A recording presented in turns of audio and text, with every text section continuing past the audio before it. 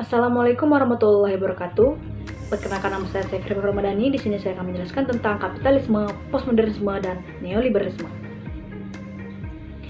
Bersama Dr. Muhammad Kristiawan, MPD. 1. Kapitalisme. Kapitalisme adalah sistem yang memberikan kebebasan penuh bagi manusia untuk mengendalikan kegiatan ekonomi, tetapi dengan tujuan memperoleh keuntungan. Ciri-ciri kapitalisme: 1. Mementingkan diri sendiri atau self-interest. Setiap individu memiliki kebebasan penuh dalam bersaing bisnis dengan menggunakan berbagai metode untuk memperoleh keuntungan sebanyak-banyaknya. 2. Penjaminan atas hak milik perseorangan. Setiap individu berhak untuk menimbun kekayaan pribadi sebesar-besarnya tanpa mengindahkan posisi orang lain yang tidak memiliki kemampuan untuk melakukan hal yang sama. 3. Memberikan kebebasan penuh. Kapitalisme memberikan kebebasan penuh terhadap setiap orang untuk melakukan aktivitas ekonomi. Campur tangan negara dalam aktivitas ekonomi dibatasi hanya sebagai penyedia fasilitas, maka semua orang dapat menjalankan aktivitas ekonomi dengan lancar. 4. Persaingan bebas atau free competition. Sistem kapitalisme juga memungkinkan persaingan antar perilaku ekonomi di masyarakat. Dan terakhir, yang kelima, harga sebagai penentu atau price system. Kapitalisme menggerakkan mekanisme pasar yang bekerja menentukan harga keseimbangan antara penawaran dan permintaan barang atau jasa. Oleh karena itu, negara tidak boleh melakukan intervensi terhadap pasar. Pengertian kapitalisme menurut para ahli.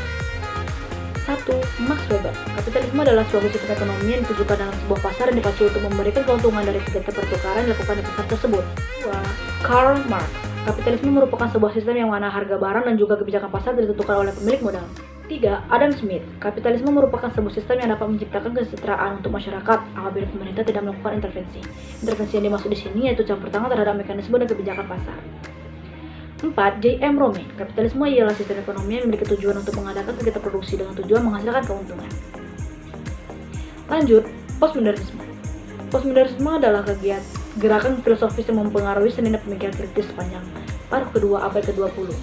Karya dalam postmodernisme cenderung memiliki sikap penolakan atau ironi terhadap narasi yang diterima secara umum. Yang termasuk dalam postmodernisme adalah interpretasi skeptis terhadap budaya, sastra, seni, filsafat, sejarah, ekonomi, arsitektur, fiksi, dan kritik sastra.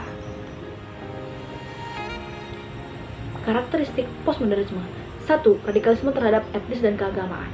2. Wilayah perkotaan menjadi urban area, pusat kebudayaan, wilayah pedesaan menjadi daerah yang semakin dipinggirkan. 4. Muncul dan semakin menguatnya pemberontakan yang amat kritis terhadap proyek-proyek pemerintah. 5. Lahir kecenderungan baru untuk menemukan identitas dan apresiasi serta keterikatan yang disebut dengan hal yang masa lampau.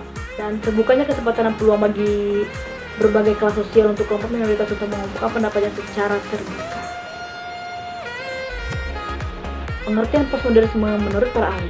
1. Stephen Bass dan Douglas Kellner menyatakan bahwa postmodernisme menggambarkan berbagai gerakan dan artefak dalam bidang budaya yang dapat dibedakan dari berbagai gerakan, teks, dan praktik kaum modern. 2. Timotheus Vermeulen. Istilah postmodernisme telah digunakan selama bertahun-tahun untuk merujuk pada berbagai macam hal, yaitu periodisasi sejarah, pandangan hidup, teori filsafat, kondisi sosiologis, berakhirnya sejarah, program emansipasi yang terkait berbagai teori feminisme menurut para ahli dan komunikasi gender, kritik budaya, relativisme moral, dan lain sebagainya. 3. Melford Spiro. Postmodernisme sebagai kritik kaum postmodern tentang sains yang terdiri dari argumen yang saling terkait satu sama lain, yaitu epistemologis dan ideologis yang didasarkan pada subjektivitas. Terakhir, neoliberalisme. Neoliberalisme yang juga dikenal sebagai paham ekonomi neoliberal mengacu pada filosofi ekonomi politik akhir abad ke-20-an. Sebenarnya merupakan redefinisi dan kelanjutan dari liberalisme klasik yang dipengaruhi oleh teori perekonomian klasik yang mengurangi atau menolak pengawasan oleh pemerintah dalam ekonomi domestik karena penciptaan distorsi dan high cost ekonomi yang kemudian akan berujung pada tindakan koruptif.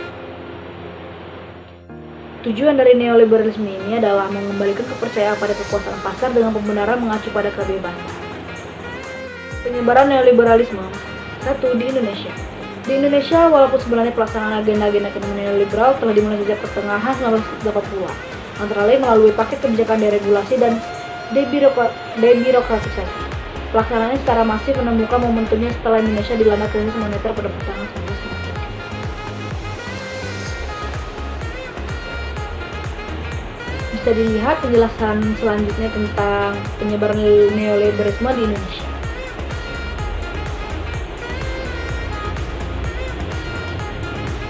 Selanjutnya, di Amerika.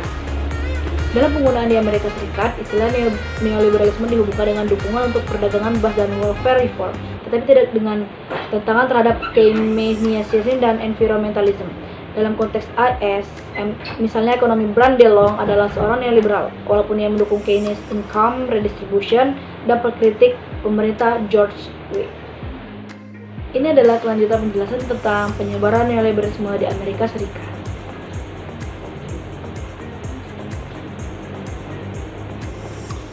Baiklah, itu saja penjelasan tentang kapitalisme, postmodernisme, dan neoliberalisme dari saya. Terima kasih. Wassalamualaikum warahmatullahi wabarakatuh.